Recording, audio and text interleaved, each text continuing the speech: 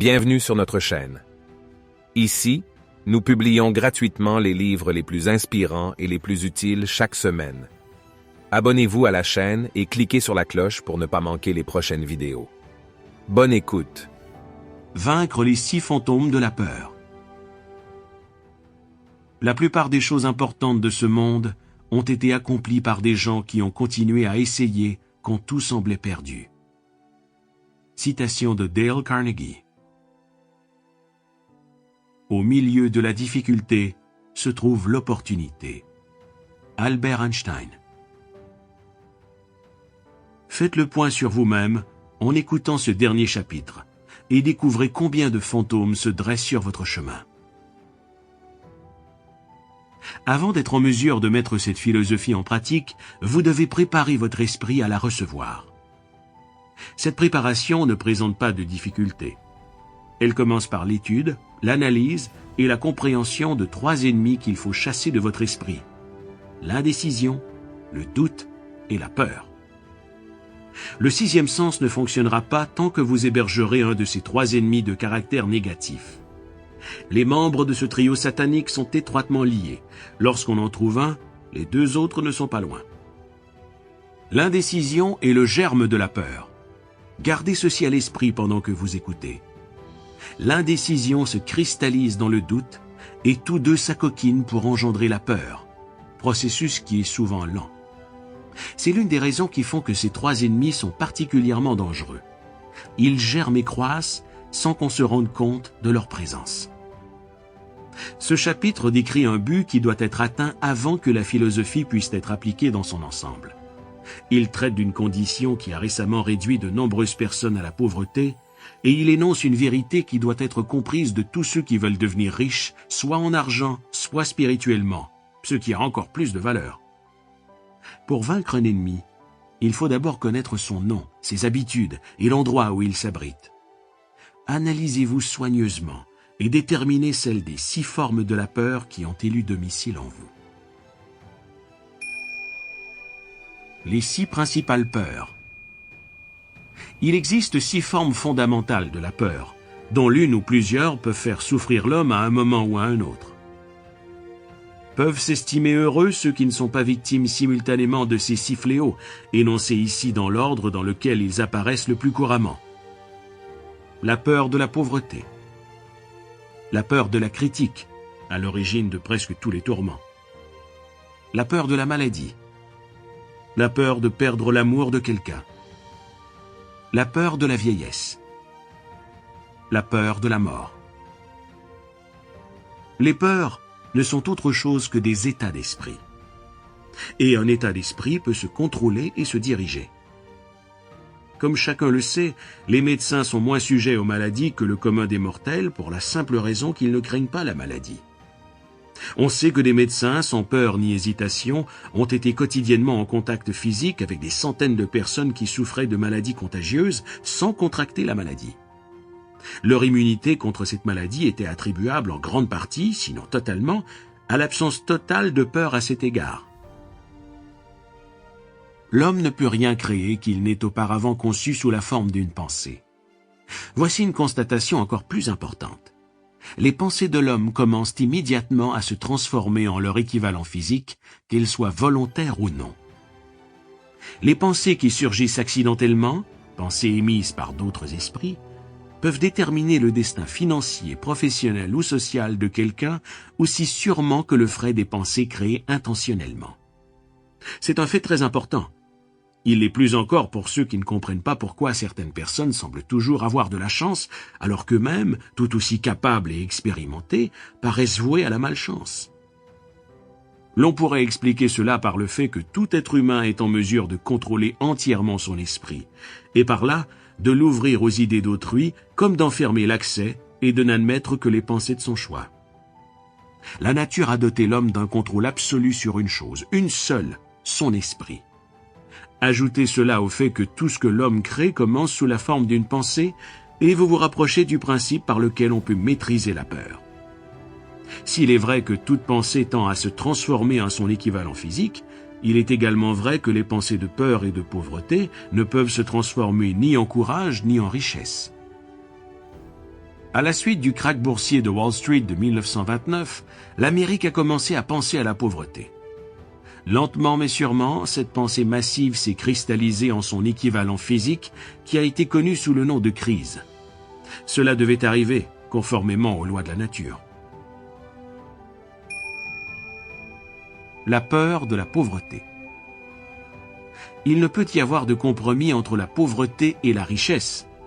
Ces deux routes vont dans des directions opposées.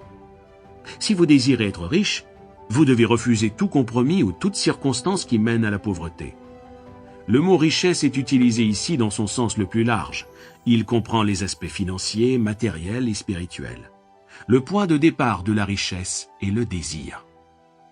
Si vous choisissez la richesse, déterminez-en la forme et la valeur.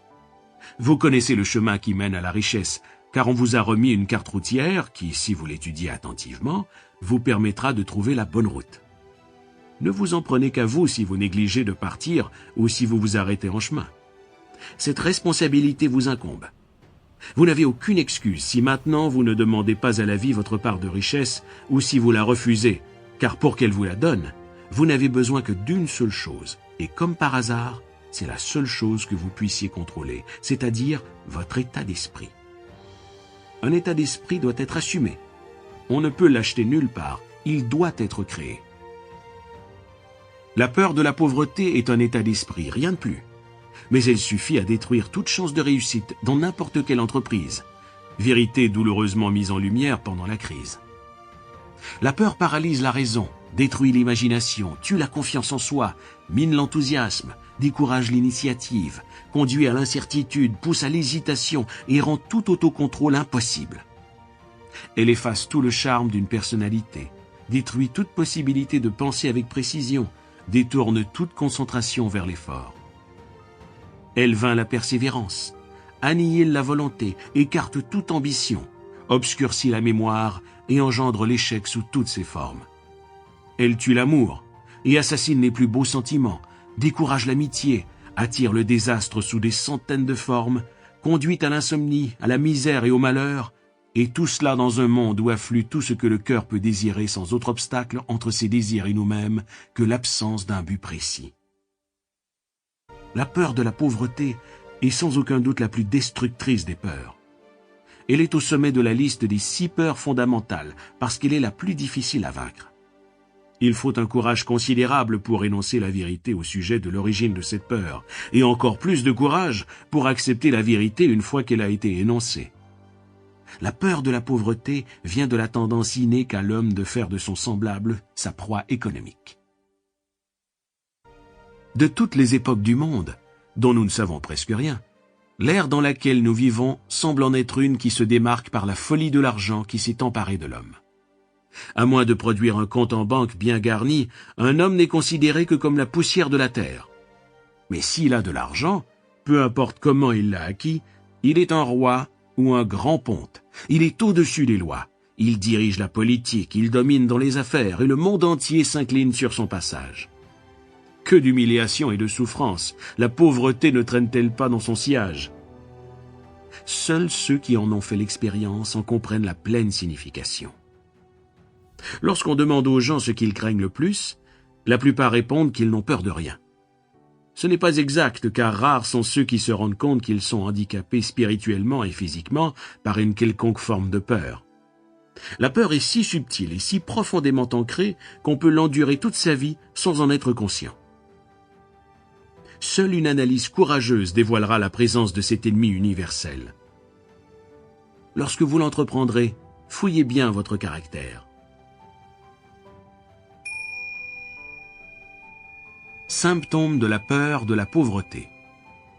L'indifférence. Elle est communément exprimée par le manque d'ambition, la tolérance de la pauvreté, l'acceptation sans protestation de ce que la vie peut offrir, la paresse physique et mentale, le manque d'initiative, d'imagination, d'enthousiasme et de maîtrise de soi. L'indécision. L'habitude de laisser les autres penser pour soi.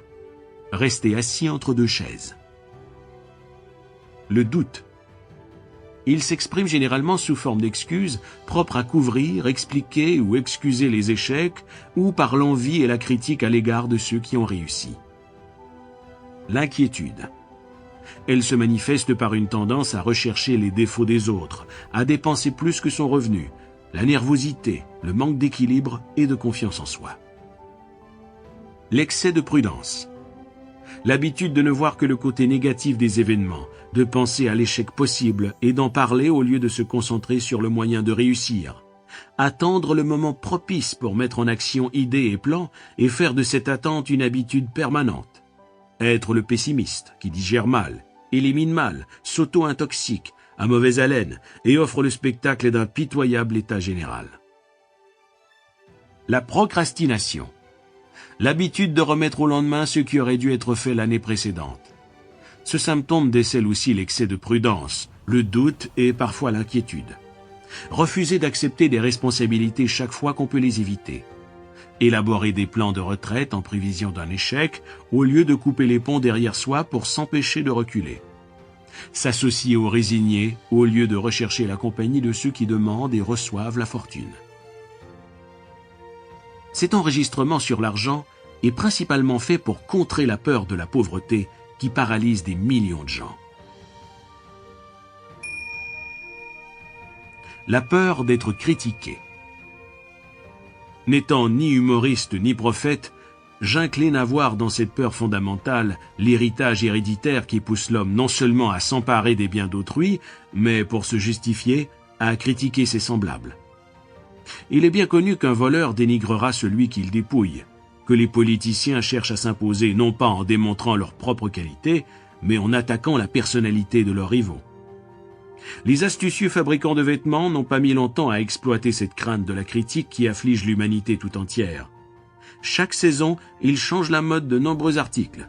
Qui en décide? Certainement pas les acheteurs, mais bien le fabricant. Et pourquoi celui-ci change-t-il la mode si souvent? La réponse coule de source. Pour vendre davantage à ceux qui redoutent d'être critiqués parce que leurs vêtements sont démodés. Nous avons vu comment les gens se conduisent par crainte d'être critiqués dans les petites choses insignifiantes de la vie.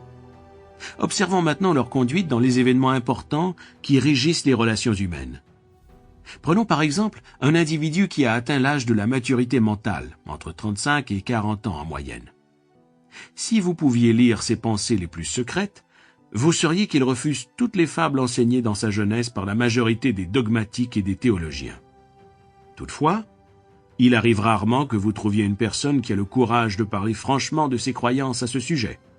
La majorité des gens, si on insiste suffisamment, mentiront plutôt que d'admettre qu'ils ne croient pas les histoires associées à cette forme de religion qui a tenu les gens en laisse avant l'ère des découvertes scientifiques et de l'éducation populaire. Pourquoi donc la plupart des gens, même à notre époque de liberté, n'osent-ils pas avouer qu'ils ne croient plus aux fables qui étaient le fondement de la plupart des religions il y a quelques décennies seulement? Uniquement parce qu'ils ont peur d'être critiqués. Des hommes et des femmes ont été brûlés vifs pour avoir osé nier l'existence des fantômes. Il n'est pas étonnant que nous ayons hérité de cette peur de la critique. Il fut un temps, pas si éloigné, où la remise en question entraînait de sévères châtiments, et c'est encore le cas dans certains pays. La peur de la critique enlève à l'homme toute initiative, détruit son imagination, limite son individualité, lui ôte toute confiance en soi, et le diminue de 100 autres façons. Les parents font souvent un mal irréparable à leurs enfants quand ils les critiquent sans raison.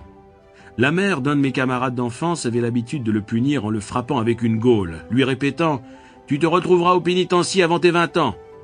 À 17 ans, il fut envoyé dans une maison de correction. Faire naître chez un enfant un complexe d'infériorité en le critiquant sans raison valable devrait être reconnu comme un crime. En réalité, cela en est un, et des pires.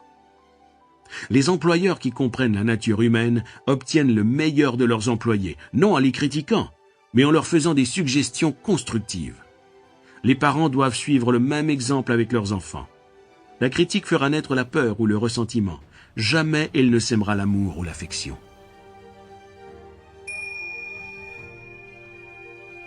Les symptômes de la peur d'être critiqué.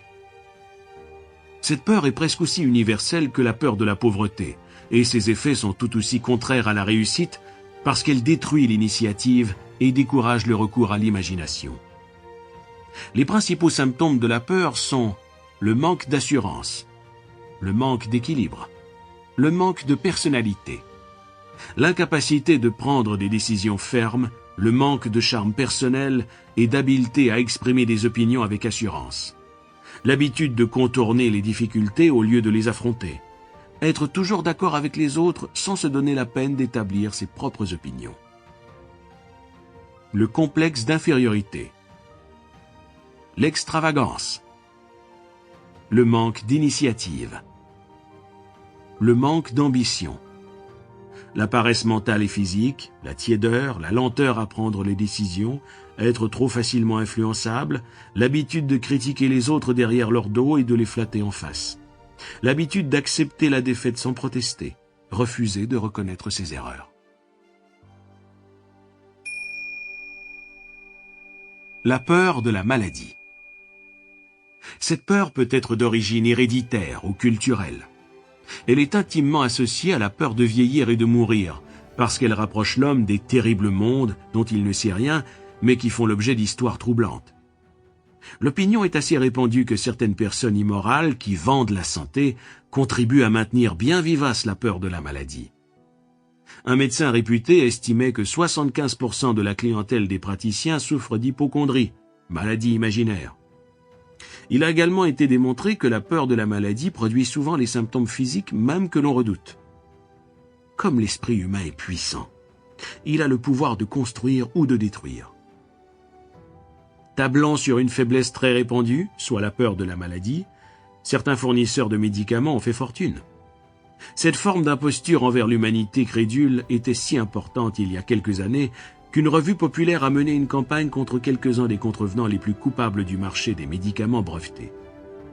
Il existe de nombreuses preuves que souvent la maladie commence sous forme de pensées négatives, créées par l'individu lui-même ou qui proviennent des autres par suggestion.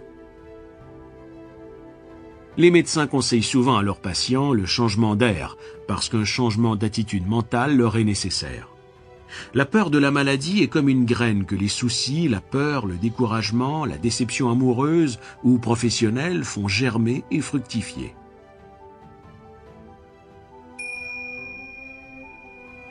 La peur de la maladie et ses symptômes. Les symptômes de cette peur quasi universelle sont l'autosuggestion. L'habitude d'utiliser l'autosuggestion de façon négative pour chercher et espérer trouver les symptômes de toutes sortes de maladies. L'hypocondrie. Elle est l'effet de pensées négatives et seules des pensées positives pourront y remédier. Le manque d'exercice. La susceptibilité. L'intempérance. L'habitude de lire tout ce qui concerne la maladie, la crainte de la contracter, la lecture des annonces publicitaires vantant telle spécialité pharmaceutique.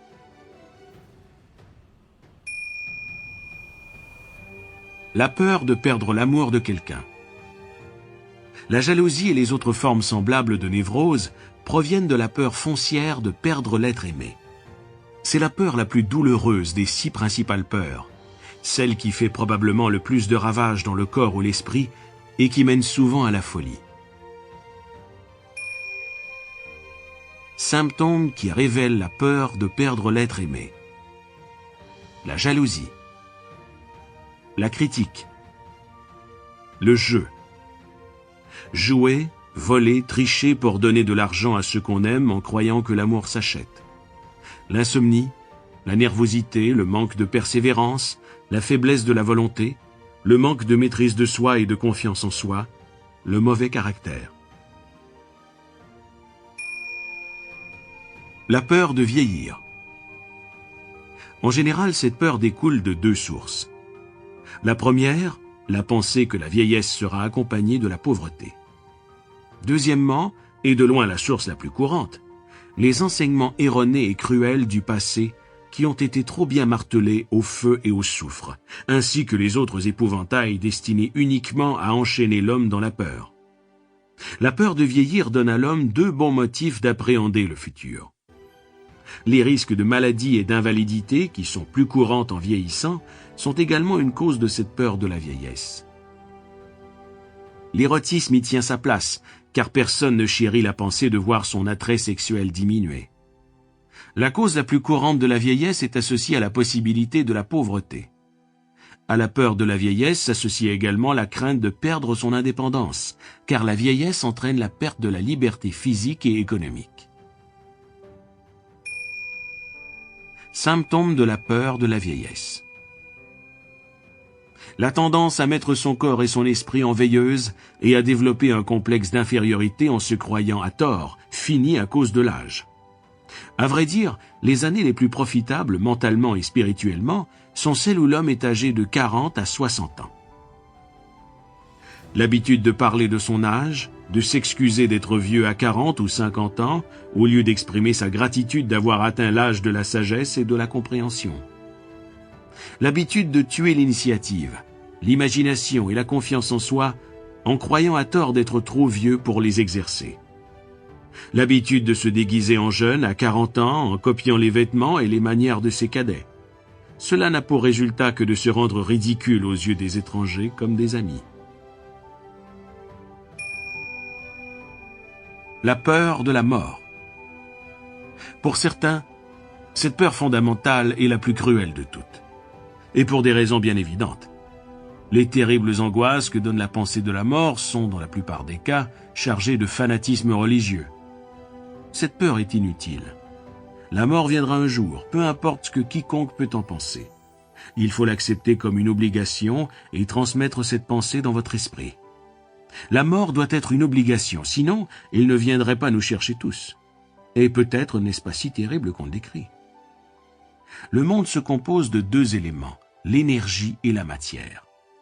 En physique élémentaire, nous apprenons que ni l'une ni l'autre ne peut être créée ou détruite.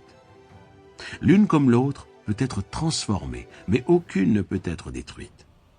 Si la vie doit être une chose, elle est énergie. Si ni l'énergie ni la matière ne peuvent être détruites, bien entendu, la vie ne peut pas être détruite non plus. Comme les autres formes d'énergie, elle connaîtra plusieurs phases de transition, de changement, mais elle ne pourra pas être détruite. La mort n'est donc qu'une simple transition. Dans ce cas, après la mort, ne peut venir qu'un long, un éternel, un paisible repos, et il n'y a aucune raison de craindre le repos.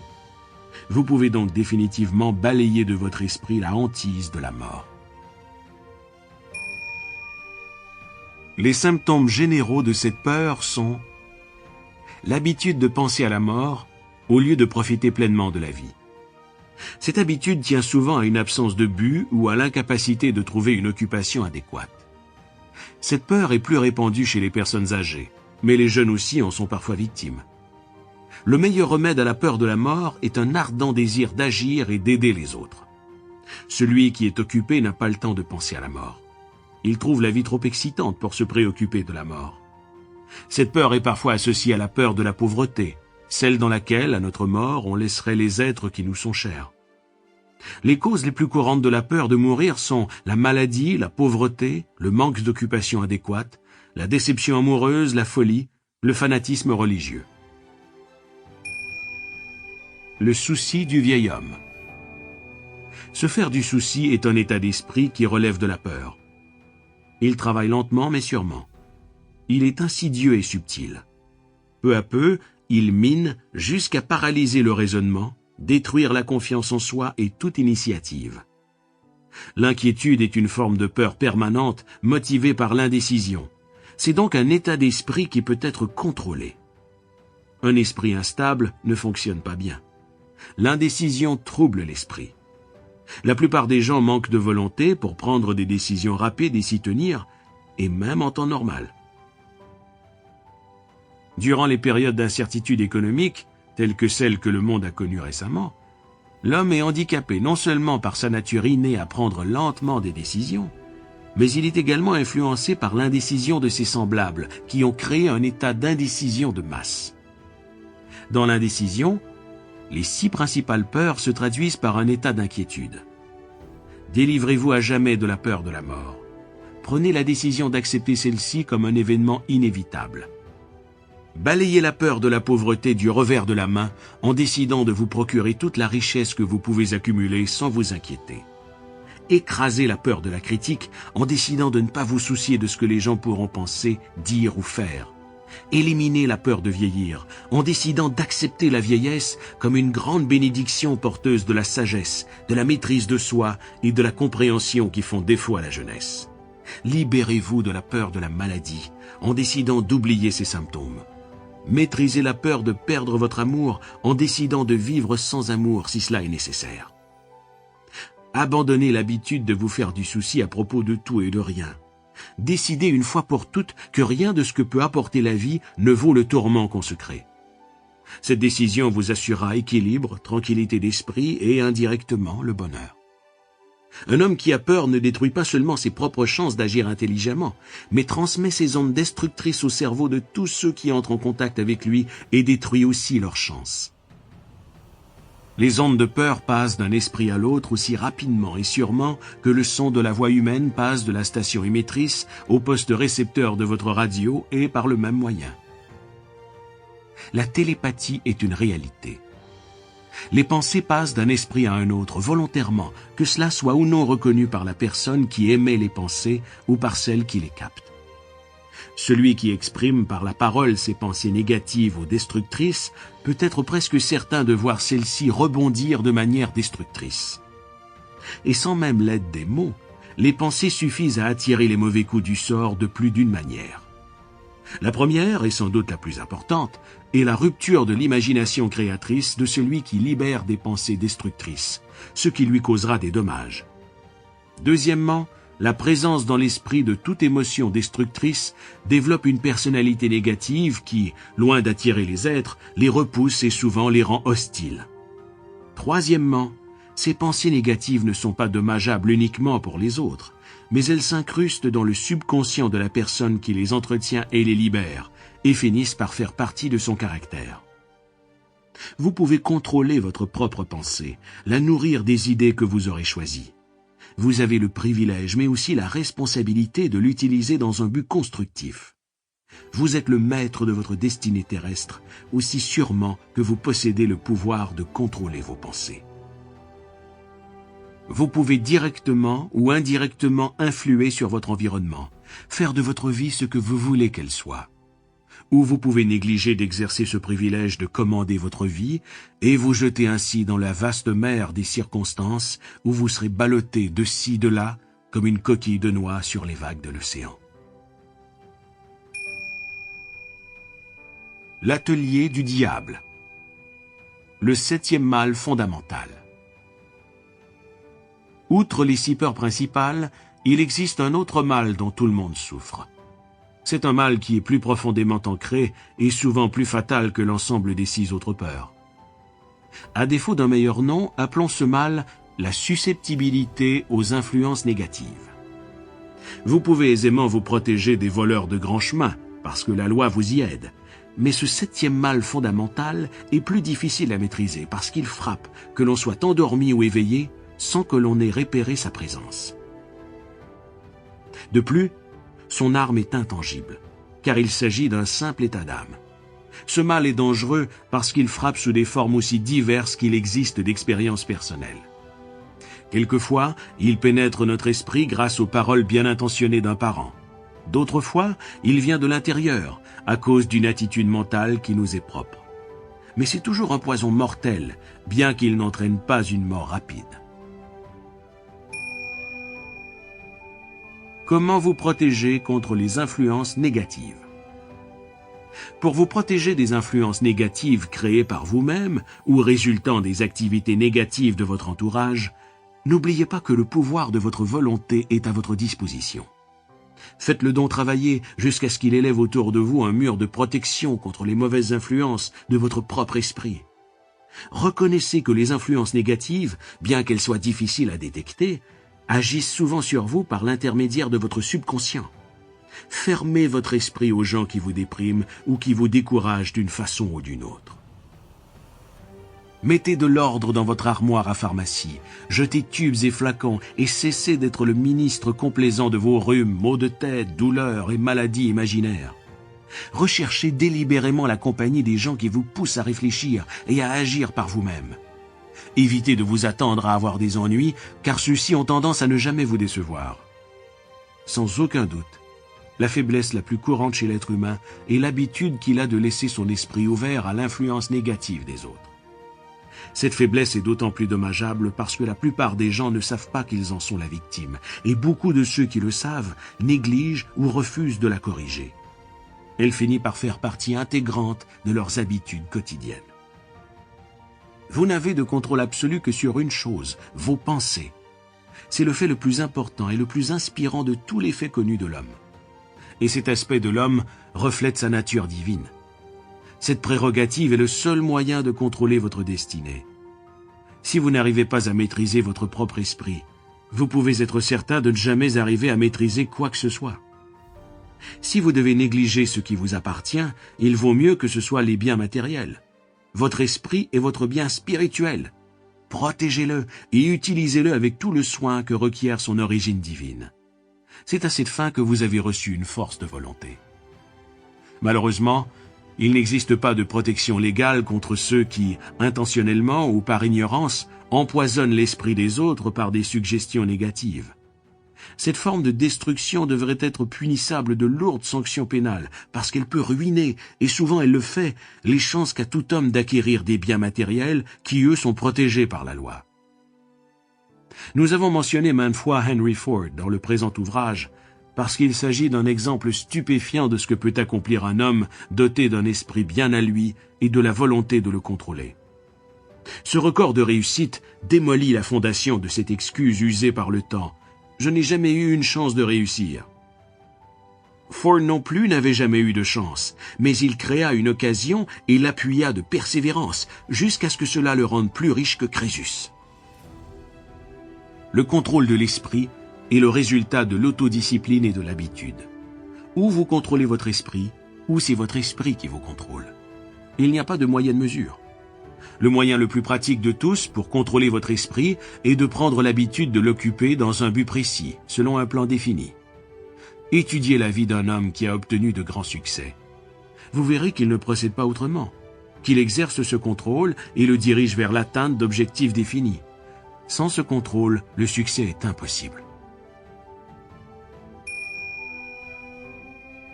Excuse célèbre par ce bon vieux « si ». Les gens qui ne réussissent pas ont un trait commun. Ils connaissent toutes les raisons de leurs échecs, y croient et les expliquent en les excusant irréfutablement. Certaines de ces excuses sont brillantes, mais fort peu sont justifiées par les faits. Mais les excuses ne peuvent remplacer l'argent.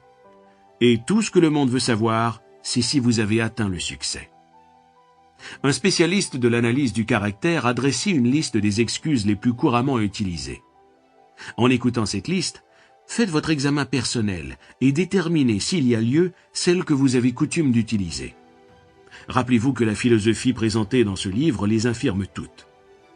Si je n'avais ni femme ni enfant, si j'avais plus d'attrait, si j'avais de l'argent, si j'avais eu une bonne instruction, si je pouvais trouver un travail, si j'avais la santé, si seulement j'avais le temps, si les temps étaient meilleurs, si les autres me comprenaient, si les circonstances étaient différentes, si on m'avait donné ma chance, si rien ne m'arrêtait, si j'étais plus jeune, si seulement je pouvais faire ce que je veux, si j'avais le talent que certains ont, si j'osais me mettre en avant, si les gens ne m'énervaient pas autant, si je pouvais mettre de l'argent de côté, si mon patron pouvait seulement m'apprécier, si au moins j'avais quelqu'un pour m'aider, si on pouvait m'aider à commencer, si seulement j'étais libre,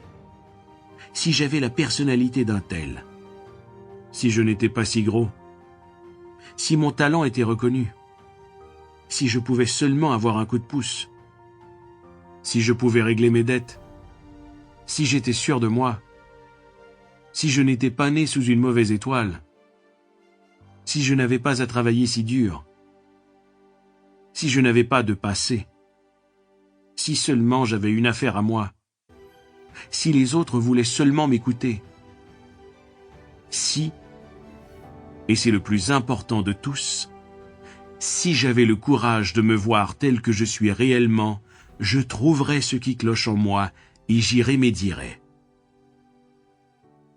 J'aurai alors une chance de savoir profiter de mes erreurs et de tirer un enseignement des expériences d'autrui. Je serai maintenant là où j'aurais été si j'avais passé plus de temps à analyser mes faiblesses et moins de temps à leur chercher des excuses. Justifier un échec par des excuses est un passe-temps national. Cette habitude, aussi ancienne que la race humaine, est fatale au succès. Pourquoi les gens se cramponnent-ils à leurs excuses? La réponse est bien évidente. Ils les défendent parce qu'ils les ont créées. L'excuse d'un homme est l'enfant de sa propre imagination. Il est humain de défendre sa progéniture. Platon disait « La première et la plus belle victoire de l'homme est la conquête de soi-même. Être conquis par son être est la chose la plus honteuse et répugnante qui soit. » Avant de terminer, je voudrais vous rappeler que si la vie est un échiquier, le joueur qui vous fait face est le temps. Si vous hésitez avant d'agir, ou si vous négligez d'agir promptement, vos pièces seront balayées de l'échiquier par le temps. Vous jouez contre un adversaire qui ne tolère aucune indécision. Jusqu'à présent, vous aviez peut-être une bonne excuse de ne pas contraindre la vie de vous donner ce que vous lui demandez. Mais votre excuse ne vaut plus rien, car vous possédez dorénavant la clé d'une vie remplie de richesses.